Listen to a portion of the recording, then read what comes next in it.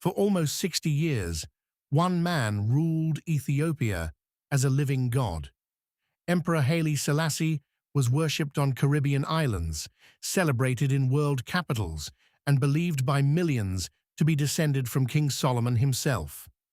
And then one morning in 1974, a group of unknown soldiers walked into his palace and took him away in the back seat of a small blue Volkswagen. The god emperor of Ethiopia would never be seen in public again, and within months, his empire belonged to a quiet, ruthless junior officer that almost nobody in the world had ever heard of. His name was Mengistu Haile Mariam. This is the story of how he overthrew a god, unleashed one of the darkest chapters in modern African history, and became the only African leader ever convicted of genocide by his own country's courts. And stay with us to the end, because the mystery of what happened to the emperor's body has an answer so shocking it was hidden for 17 years. If you enjoy powerful true stories from African history, take 1 second to like this video and subscribe with the notification bell, because the African Chronicle releases a new documentary every single week. Mengistu Haile Mariam was born around 1937 into a poor family, far from the palaces of Addis Ababa. In Ethiopia's rigid imperial society, a boy of his background was expected to stay invisible. Instead, he joined the army. He was intelligent, disciplined, and deeply resentful of the aristocrats who looked down on men like him. He trained as an officer and quietly absorbed the revolutionary ideas spreading through the ranks. By the early 1970s, the empire that had stood for centuries was rotting from within.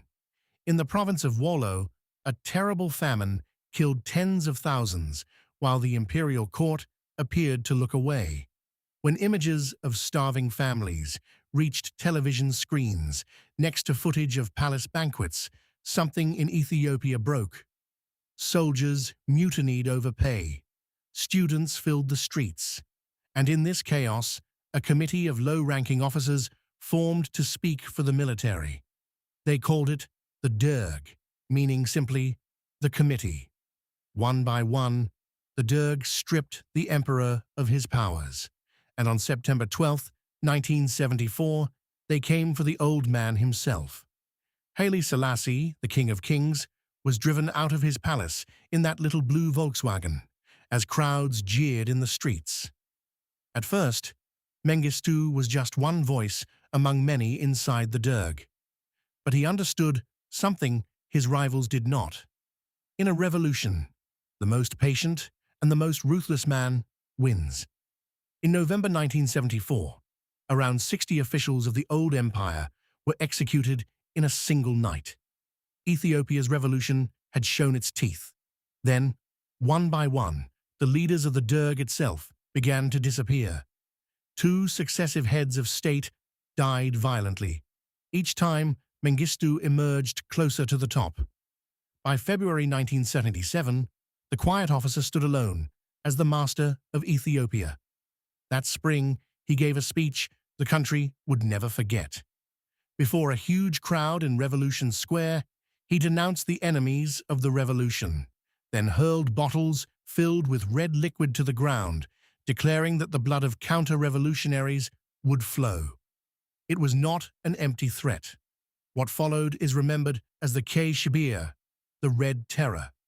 Between 1977 and 1978, the regime and its militias hunted anyone suspected of opposing it, especially students and young people. Human rights organizations estimate that tens of thousands were killed, with some estimates far higher. In one of the era's cruelest details, grieving families were sometimes required to pay a fee before they could recover their loved ones. Mengistu justified it all as the price of defending the revolution. And with Soviet weapons and Cuban soldiers behind him, he crushed an invasion from Somalia in the Ogaden War and turned Ethiopia into one of Africa's most heavily armed states. But the true catastrophe of his rule was still to come. And this time, the whole world would be watching. In 1983, the rains failed across northern Ethiopia. Drought spread. But historians largely agree that what turned drought into disaster was policy. The government was fighting rebel movements in the north, and food, aid, and movement were all caught in the machinery of that war.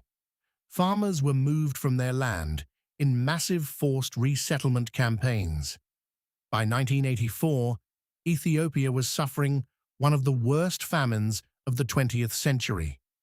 Hundreds of thousands of people, perhaps up to 1 million, lost their lives. And in the very same year, as the world saw the images that would inspire Live Aid, the regime spent an estimated $100 million or more celebrating the 10th anniversary of the revolution with parades, banners, and imported champagne in the capital. The contrast was devastating. Once, Haile Selassie had been condemned for feasting while Wallo starved. Now the man who overthrew him stood accused of the very same sin on a far greater scale. The revolution had become the thing it destroyed. Through the late 1980s, everything unraveled. The rebels of Tigray and Eritrea grew stronger every year. The Soviet Union, Mengistu's great protector, began to collapse, and the weapons stopped coming. By May 1991, rebel armies were closing in on Addis Ababa itself, and the man who had ruled through fear made his final move. He quietly boarded a plane, claiming he was inspecting troops, and flew to Zimbabwe, where his friend Robert Mugabe granted him a guarded villa and a comfortable exile. He left behind a shattered country and hundreds of thousands of dead. Ethiopia, however, did not forget. In one of the most remarkable trials in African history, prosecutors spent 12 years building a case against Mengistu and his officials, using the regime's own meticulous records. In 2006, an Ethiopian court convicted him of genocide in absentia. He was sentenced to life, later increased to death on appeal. But Zimbabwe has never handed him over. The man convicted of genocide has lived for decades in quiet comfort in Harare, one of the most wanted men in Africa and one of the most untouchable. Which brings us back to the mystery we promised you. What happened to the emperor? In August 1975, the Derg announced that Haile Selassie had died of natural causes. Few believed it, and an Ethiopian court later held that he had been killed in custody, but his body had simply vanished.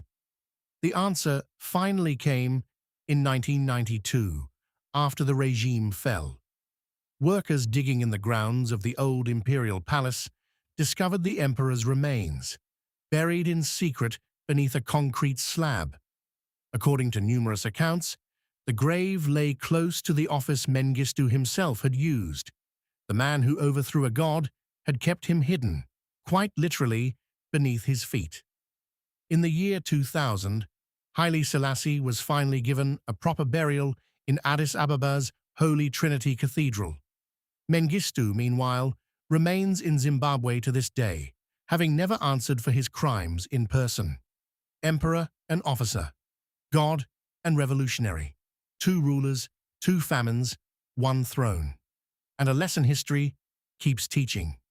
Those who overthrow tyrants do not always bury tyranny. Sometimes they only bury the evidence.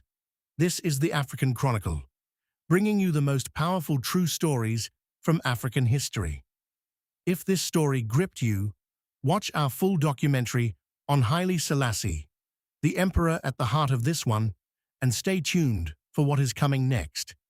From the Congo's stolen independence to the dictators, heroes, and forgotten kingdoms that shaped a continent. Make sure you are subscribed with notifications on so you never miss an episode. We release new videos every week. Until next time, remember, Africa's history is world history. This has been the African Chronicle.